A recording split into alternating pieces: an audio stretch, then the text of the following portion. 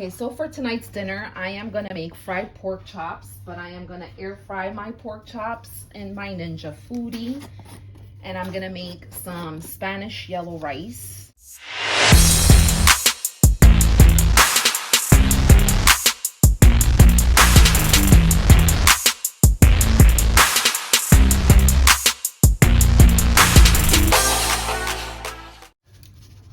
So I'm gonna season mi chuletitas, because una chuleta que no esté bien adobada no es una chuleta.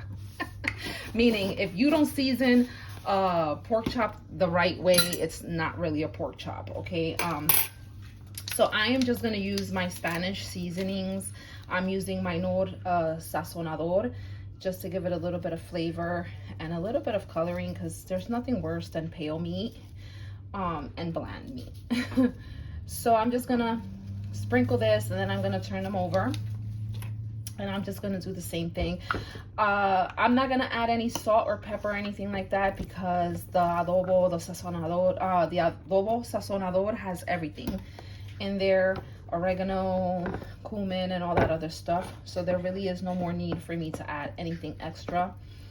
And so I don't want my meat to also be salty. I want it to taste good, but I don't want it to be over seasoned.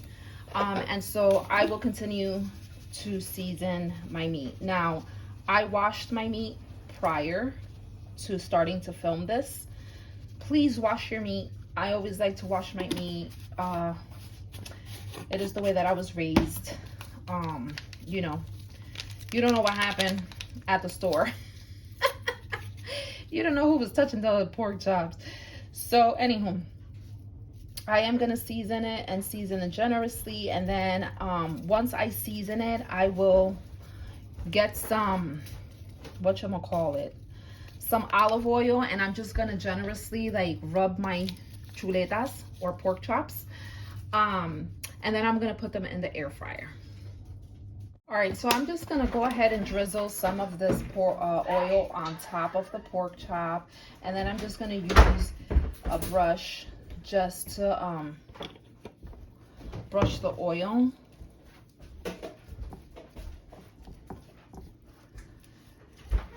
And this is, you're not gonna need to add any more oil to your air fryer.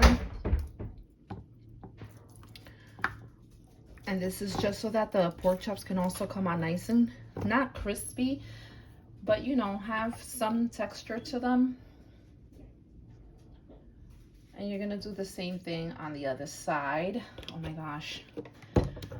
You know, we love pork. We're meat eaters in this house.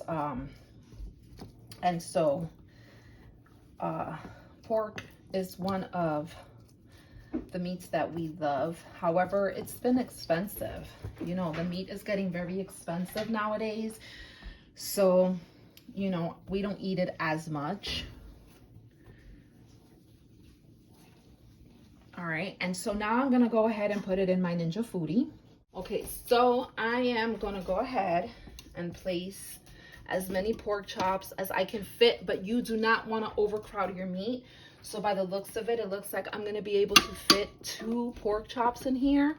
And so you wanna make sure that the pork chops have enough room to cook. So I am gonna go ahead and turn on my Ninja Foodie. Brooklyn, get down. What's the matter? She doesn't like when I work with any of my kitchen gadgets. I'm gonna set it to air crisp. I'm gonna put it up to 400 degrees. I'm gonna set it to 10 minutes on one side and 10 minutes on the other, but they can be done sooner, so you can always just check the temperature. And then I'm just gonna press start, and voila, I have 9 minutes. So now I'm gonna start on the rice. Okay, so now we are gonna make our arroz amarillo. Normally I like to add like some salchichas, which is Vienna sausage, or even some Spam, but today I'm just straight up making yellow rice with some olives, and then I'm gonna serve it up with the pork chops, and I'm also gonna have some canned corn on the side. So I'm gonna go ahead and add about a tablespoon of olive oil, and you're gonna want to have your fire up. I'm gonna add in my sofrito, my homemade sofrito. A video should be coming up, if it's not up already, on how to make homemade. Oh my gosh, it's already smelling heavenly. I put about a tablespoon, a little bit more or less. I like to have my comida bien criolla, meaning to have a lot of flavor. And I add some olives. Now my husband does not like olives, but I like them in my rice, so we have to compromise. So I add them on, and he pushes them to the side when I serve them. We're gonna put a little bit of our adobo. We're also gonna add in un cubito de polvo de pollo. Now you can also use de res, which is beef, and this is chicken. This is a chicken in powdered form. You can even use the ham, but today I'm going to use chicken because it makes the rice taste so good. It's like, in other words, you're actually going to be cooking the rice in a broth because of the powder. And then also some sazon to give the rice some flavor, some additional flavor, in addition to adding the coloring that is going to need for it to be yellow rice. I'm also going to add some salt, which I have to find. I thought that I wrote, yeah. Here, it's just hiding behind my counter, my shelf. Alright, so we're going to add in some salt, not too much because we already have all of these other ingredients, okay? So you can taste it, and then if you need to add a little more, you can go ahead and do that. Alright, and then you're going to add in some salsa de tomate.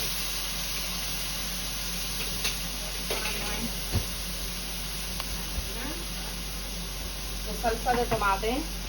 Okay, you can use any brand. And just eye it. Basically, that's how I do it. I don't really measure. It's hard for me to give you exact measurements unless I am following a recipe that I've had for the longest time. But I would say maybe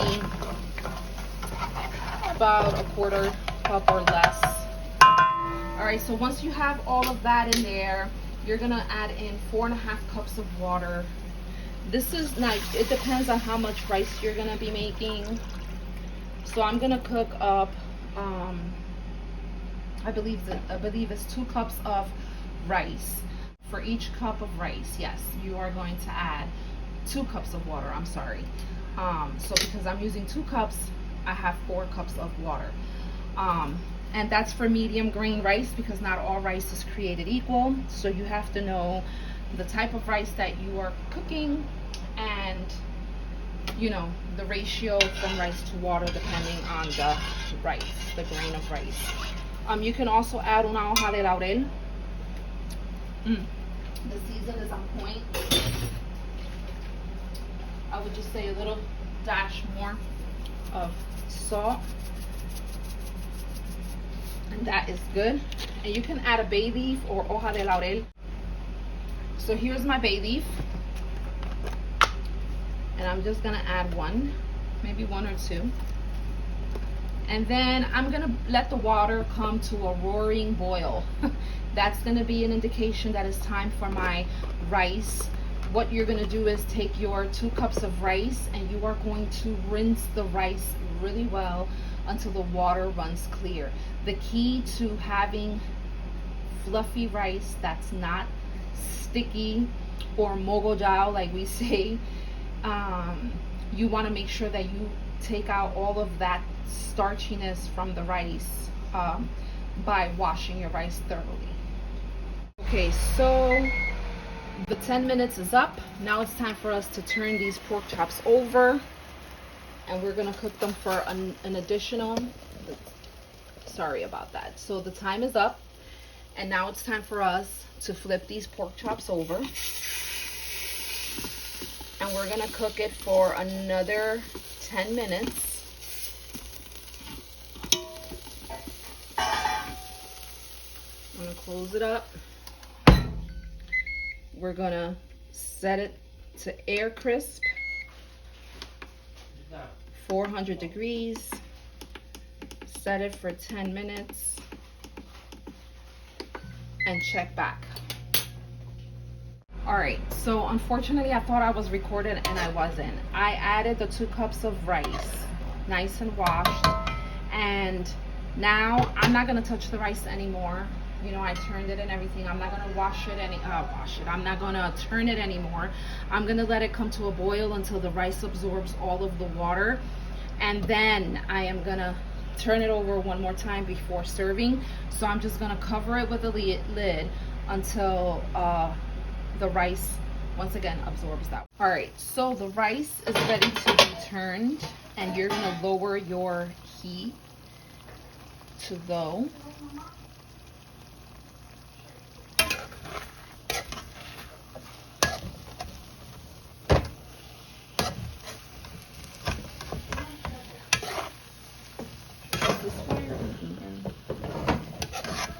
Okay, and you're just gonna turn it one time, and then you're gonna cover it. You're gonna cover it, and you're gonna leave it covered for about another 5 to 10 minutes. Okay, so the pork chops are done, so we're gonna take them out. All right, so now I'm gonna go ahead and put in the other pork chops.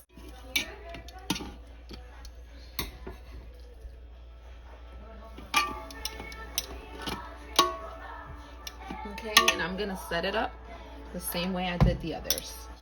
All right, so the rice is done. It's time to serve it up. So the first one to be served is gonna be Miss Mia Grace, because the grown folk in this house, we feed the kids first. So we are gonna serve up some rice. And so there she goes. She has some rice with corn and her fried pork chop, air fried. And then we're gonna take some cilantro and we're just gonna add it to the rice. And that's it. Mia, dinner served.